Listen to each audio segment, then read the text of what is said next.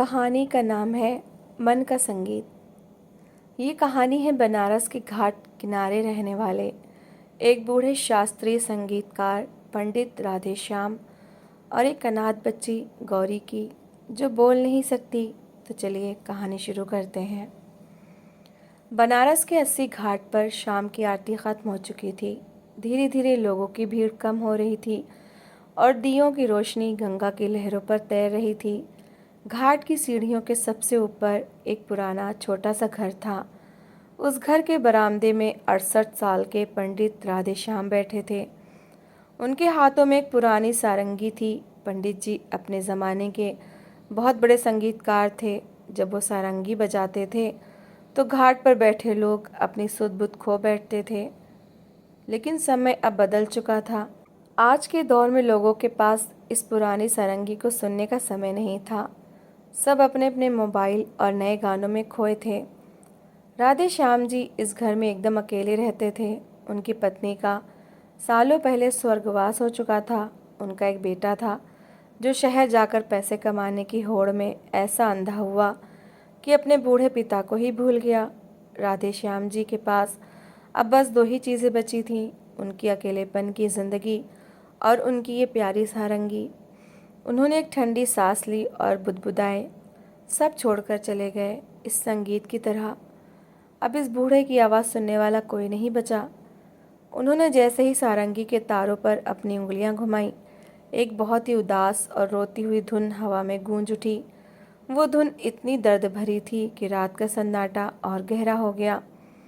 ठीक उसी समय उनके घर के टूटे हुए दरवाजे के पास एक छोटी सी हलचल हुई। एक छोटी बच्ची, जिसकी उम्र मुश्किल से 8 या 9 साल रही होगी, फटे हुए कपड़ों में दरवाजे के पीछे छिपकर खड़ी थी। उसके पैर धूल से सने थे और उसकी बड़ी बड़ी आंखों में अजीब सा डर और अकेलापन था। उसका नाम गौरी था। गौरी जन्म से ही बोल नहीं सकती थी। उसके माता पिता एक एक्सीडेंट में चल बसे थे और गांव का एक दूर का रिश्तेदार उसे बनारस शहर के एक ढाबे पर काम कराने के बहाने लाया था और फिर यहीं छोड़कर भाग गया। भूखी प्यासी गौरी 2 दिनों से गलियों में भटक रही थी।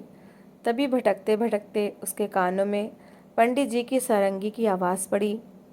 वो आवाज़ उसे डरा नहीं रही थी, बल्कि ऐसा लग रहा था जैसे कोई रोता हुआ दिल उसे अपनी तरफ खींच रहा हो। गौरी बिना डरे धीरे धीरे घर के अंदर आ गई।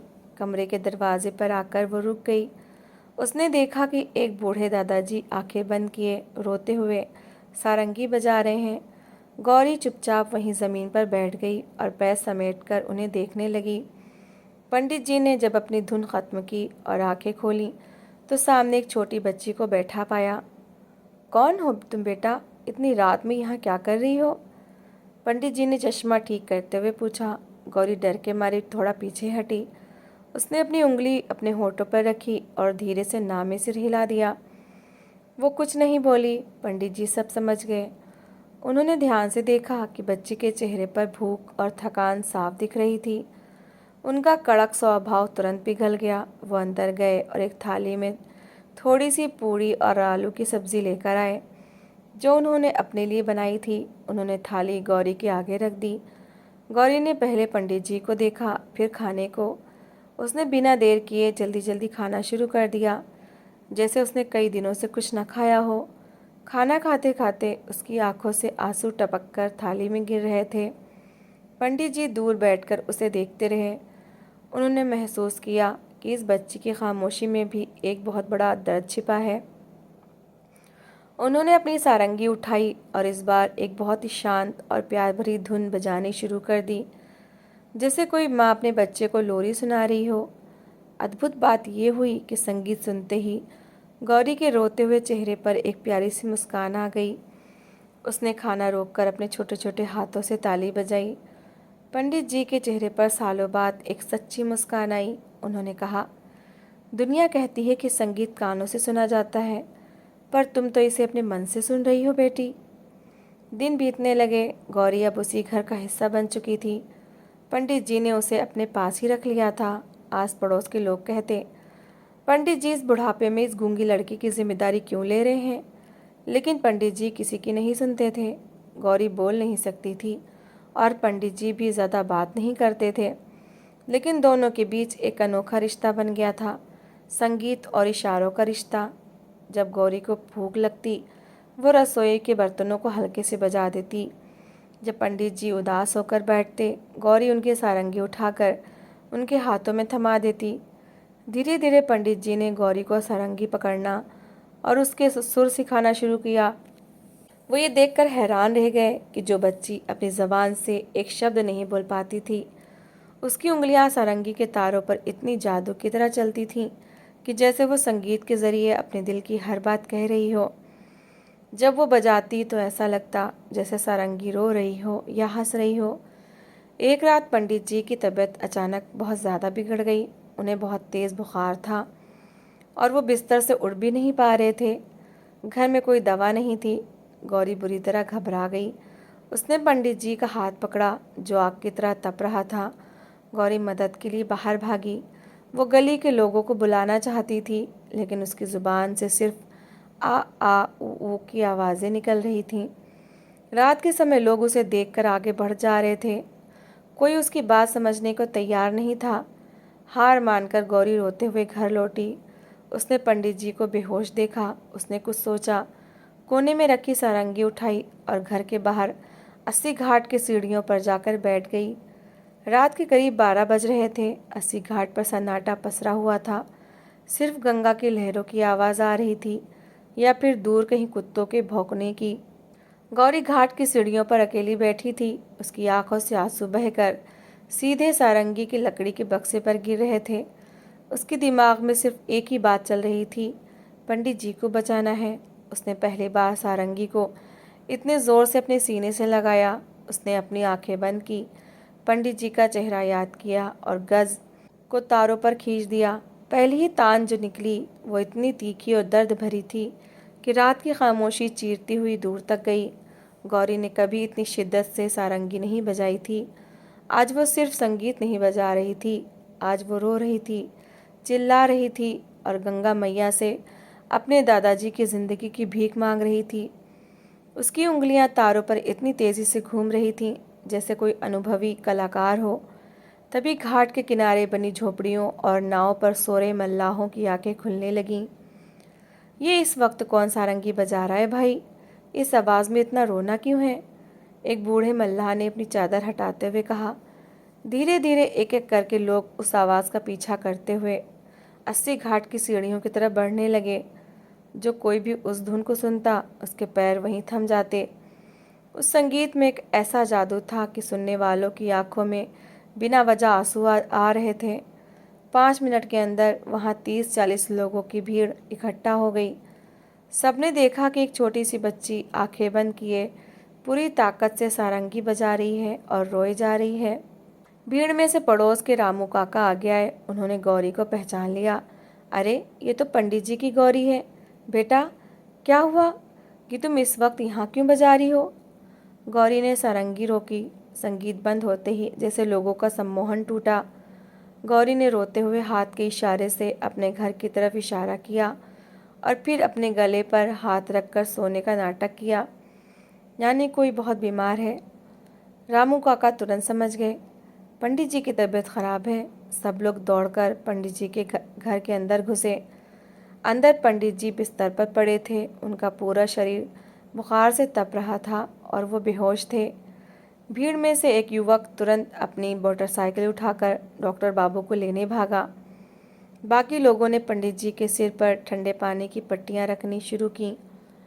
जब डॉक्टर आए और उन्होंने पंडित जी को दवा दी, सुई दी, तब जाकर सुबह के 4 बजे पंडित जी की आंखें खुली। उन्होंने रामू काका और पूरी भीड़ को देखा। क्या हुआ, आप सब यहाँ? पंडित जी ने कमज़ोर आवाज़ में पूछा। रामू काका ने गौरी के सिर पर हाथ फेरते हुए कहा, पंडित जी, आज अगर ये बच्ची ना होती तो अनहोनी हो जाती। इसने आधी रात को घाट पर वो सारंगी बजाई कि पूरा बनारस जाग गया। इसकी सारंगी की पुकार सुनकर ही हम सब यहाँ दौड़े चले आए। पंडित जी ने थकी हुई आंखों से कोने में खड़ी गौरी को देखा। गौरी के हाथों में अब भी वो सारंगी थी। पंडित जी की आंखों से आंसू छलक पड़े। उन्होंने गौरी को अपने पास बुलाया और उसे गले से लगा लिया। आज उन्हें समझ आ गया था कि गौरी बोल नहीं सकती, लेकिन भगवान ने उसकी उंगलियों में वो ज़बान दी है जो सीधे लोगों के दिलों से बात करती है। इस घटना को बीते 1 महीना हो चुका था। पंडित जी अब पूरी तरह ठीक हो चुके थे, लेकिन उस रात के बाद से बनारस में एक बात बदल गई थी। अब हर शाम जब पंडित जी बरामदे में बैठते तो घाट के लोग और वहां आने वाले सैलानी टूरिस्ट उनके घर के बाहर इकट्ठा हो जाते थे। वो पंडित जी को सुनने नहीं बल्कि छोटी गौरी को सारंगी बजाते देखने आते थे। गौरी अब पहले से बहुत अच्छा बजाने लगी थी। पंडित जी सुबह सुबह उसे गंगा किनारे ले जाते और प्रैक्टिस करवाते। गौरी इतनी लगन से सीखती थी कि जो चीज़ बड़े बड़े लोग महीनों में सीखते वो दिनों में सीख जाती। एक दिन रामू काका दौड़ते हुए पंडित जी के घर आए। उनके हाथ में शहर के एक बड़े अखबार का पन्ना था। पंडित जी देखिए क्या छपा है। रामू काका ने हाँफते हुए कहा। पंडित जी ने चश्मा लगाया और अखबार देखा। उसमें लखनऊ में होने वाले एक बहुत बड़े राज्य स्तरीय संगीत कंपटीशन प्रतियोगिता सुर संगम का विज्ञापन था। पूरे प्रदेश से बड़े बड़े कलाकार वहां आने वाले थे और जीतने वाले को 1 लाख रुपए का इनाम और रेडियो पर प्रोग्राम करने का मौका मिलने वाला था। तो मैं इसका क्या करूं रामू? पंडित जी ने पूछा। क्या करूं मतलब? अपनी गौरी का नाम इसमें लिखवाइए। पूरे शहर को पता चलना चाहिए कि हमारी बेटी के हाथों में क्या जादू है। रामू काका ने उत्साह से कहा। पंडित जी सोच में पड़ गए। उन्होंने गौरी को देखा जो आंगन में चिड़ियों को दाना डाल रही थी। वो इतनी मासूम थी, दुनिया के छल कपट से दूर। पंडित जी ने कहा, रामू, वहाँ बड़े बड़े घरानों के अमीर और पढ़े लिखे बच्चे आएंगे। आधुनिक वाद्य यंत्र, मॉडर्न इंस्ट्रूमेंट्स होंगे। हमारी गौरी तो बोल भी नहीं सकती। वहाँ का माहौल, वो चकाचौंध, क्या मेरी बच्ची ये सब संभाल पाएगी? अगर वहाँ किसी ने उसका मजाक उड़ाया तो उसका दिल टूट जाएगा। तभी गौरी अंदर आई। उसने अखबार में छपी संगीत की तस्वीरें देखीं। उसने पंडित जी का कुर्ता खींचा और सारंगी की तरफ इशारा करके ज़ोर ज़ोर से सिर हिलाया। उसकी आंखों में एक अजीब सी चमक थी, जैसे वो कह रही हो, दादाजी मैं जाना चाहती हूँ। पंडित जी ने गौरी का चेहरा अपने हाथों में लिया। उन्होंने उसकी आंखों में डर नहीं बल्कि एक जिद देखी। पंडित जी मुस्कुराए और बोले, ठीक है मेरी बच्ची, अगर तेरा मन है तो हम लखनऊ चलेंगे। दुनिया को दिखाने की सच्चा संगीत दिमाग से नहीं मन से निकलता है। बनारस स्टेशन से ट्रेन पकड़कर पंडित जी और गौरी लखनऊ पहुँचे। गौरी ने पहली बार इतना बड़ा स्टेशन, ऊंची इमारतें और इतनी गाड़ियाँ देखी थीं। वो थोड़ा सहम गई थी और उसने पंडित जी का हाथ कसकर पकड़ रखा था। कंपटीशन का हॉल गोमती नगर के एक बहुत बड़े और आलीशान ऑडिटोरियम में था। चारों तरफ बड़ी बड़ी लाइटें, कैमरे और महंगे कपड़ों में सजे लोग थे। वहाँ आए बाकी बच्चे अंग्रेज़ी में बात कर रहे थे। उनके पास चमचमाते हुए नए गिटार, कीबोर्ड और महंगे वायलिन थे। जब पंडित जी एक फटी हुई सूती धोती कुर्ता पहने और गौरी के हाथ में एक पुराना कपड़ा लपेटकर सारंगी लिए वहाँ पहुँचे तो कुछ लोगों ने उन्हें अजीब नज़रों से देखा। अरे देखो, ये बुढ़ा इस गूंगी लड़की को कहाँ से उठा लाया? इस ज़माने में कोई सारंगी बजाता है क्या? पीछे खड़े 2 लड़कों ने आपस में कानाफूसी की और हंसने लगे। गौरी ने वो हंसी देख ली। उसका चेहरा उतर गया। उसने अपने सारंगी को और कसकर पकड़ लिया और पंडित जी के पीछे छिप गई। पंडित जी ने गौरी का कंधा थपथपाया और बहुत ही शांत आवाज़ में कहा, डरो मत गौरी। जो लोग बर्तनों की चमक देखकर हंसते हैं, उन्हें नहीं पता कि असली स्वाद अंदर के भोजन में होता है। तुम्हारी सारंगी की जो लकड़ी है वो सूखी ज़रूर है, पर उसमें गंगा का पानी और काशी की मिट्टी का आशीर्वाद है। अपनी आंखें बंद रखना और सिर्फ अपने मन की सुनना। तभी लाउडस्पीकर पर आवाज़ गूंजी, अगली प्रतिभागी हैं बनारस से आई कुमारी गौरी, वाद्य यंत्र सारंगी। स्टेज का बड़ा सा पर्दा उठा। सामने हजारों दर्शकों की भीड़ बैठी थी। बीच में 3 बड़े बड़े जज बैठे थे जो देश के जाने माने म्यूजिक डायरेक्टर थे। गौरी कांपते पैरों से स्टेज के बीच में रखी कुर्सी तक पहुंची। वो इतनी छोटी थी कि कुर्सी पर बैठने के बाद उसके पैर ज़मीन तक नहीं पहुंच रहे थे। उसने सारंगी को अपने घुटने पर टिकाया। हॉल में बैठे कुछ लोग मुस्कुरा रहे थे। कुछ को लग रहा था कि ये कोई मजाक है। एक जज ने माइक पर कहा, हाँ गौरी शुरू करो, तुम्हारे पास 3 मिनट है। गौरी ने एक बार विंग्स स्टेज के किनारे में खड़े पंडित जी की तरफ देखा। पंडित जी ने मुस्कुराकर हामी भरी। गौरी ने अपनी आंखें बंद कर ली। ऑडिटोरियम की सारी लाइटें, सारे कैमरे, लोगों की फुसफुसाहट सब गायब हो गया। उसे सिर्फ अपने दिल की धड़कन और 80 घाट की लहरों की आवाज़ सुनाई देने लगी। उसने गज उठाया और सारंगी के तारों पर रख दिया। गौरी ने जैसे ही अपनी आंखें बंद की, ऑडिटोरियम का सारा शोर उसके लिए थम गया। उसने गहरी सांस ली और सारंगी पर गज को फेरा। शुरुआती कुछ सेकंड को लोगों को लगा कि एक साधारण सी धुन है, लेकिन जैसे ही गौरी ने सुरों को थोड़ा धीमा और गहरा किया, पूरे हॉल में सन्नाटा छा गया। जो जज पहले अपने कागज़ों में कुछ लिख रहे थे, उन्होंने अपनी पेन छोड़ दी और सीधे स्टेज की तरफ देखने लगे। उस सारंगी से निकलने वाली आवाज़ ऐसी थी जैसे कोई बच्चा अपनी माँ को पुकार रहा हो। उसमें बनारस के घाटों का सुकून भी था और एक अनाथ बच्ची का अकेलापन भी। हॉल में बैठे कई लोग जो अपने घरों से दूर शहर की भागदौड़ में खो चुके थे, उन्हें अचानक अपने गांव और बूढ़े माता पिता की याद आने लगी। तभी बैक स्टेज के पीछे खड़े प्रतियोगिता के मुख्य मैनेजर मिस्टर शर्मा के चेहरे पर पसीना आने लगा। शर्मा जी ने एक अमीर बिजनेसमैन से मोटी रकम ली थी कि वो उनके बेटे रोहन को ये कंपटीशन जितवाएंगे। रोहन ने बहुत महंगा गिटार बजाया था और सब सोच रहे थे कि वही जीतेगा, लेकिन यहाँ तो ये छोटी सी बच्ची अपनी सारंगी से पूरे हॉल का दिल जीत रही थी। अगर इस लड़की को नहीं रोका तो रोहन कभी नहीं जीत पाएगा, शर्मा जी ने मन ही मन सोचा। वो दबे पांव स्टेज के उस हिस्से की तरफ बढ़े जहाँ साउंड सिस्टम और माइक के तार लगे थे।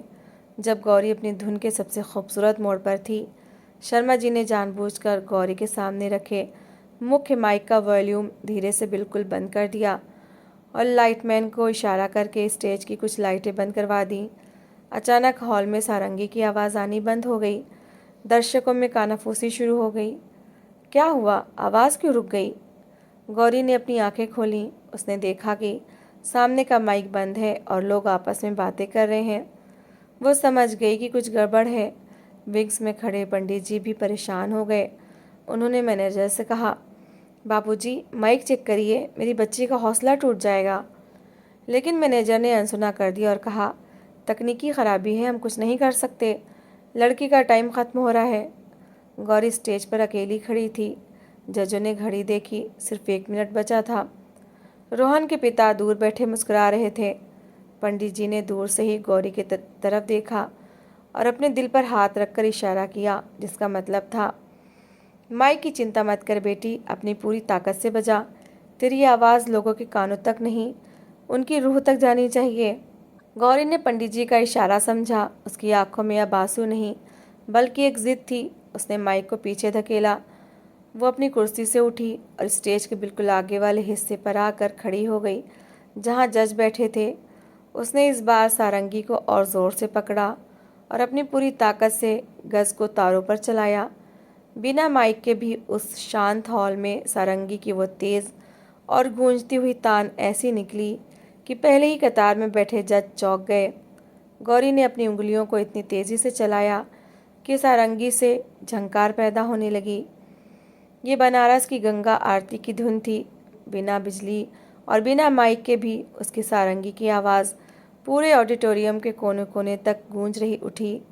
लोग अपनी सीटों से खड़े हो गए। जैसे ही गौरी ने अपनी आखिरी तान ख़त्म की, हॉल में 2 सेकंड के लिए ऐसा सन्नाटा रहा जैसे कोई जादू हो गया हो, और फिर पूरा हॉल तालियों की गड़गड़ाहट से गूंज उठा।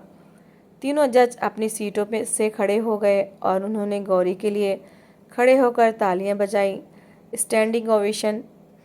मैनेजर शर्मा जी का चेहरा पीला पड़ चुका था। उनकी साजिश पूरी तरह नाकाम हो चुकी थी।